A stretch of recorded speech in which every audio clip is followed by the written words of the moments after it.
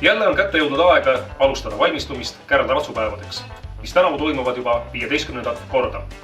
Eesti ratsaspordi suvemängudeks tituleeritud suurim rahvusvahelik takistussõiduvõistlus toimub tänavu esmakordselt 4. päeval. Alustame juba neljapäeval 4. augustil ning lõpetame pühapäeval 7. augustil. Parkuuride kõrgused algavad 65 cm ja lõpevad 135 cm. Kokku peame 4 päeva jooksul maha 16 võistlussõitu. Peakohtunikuks on legendaarne Eesti kohtupidamise Grand Oldman Tõnu Kaupmann.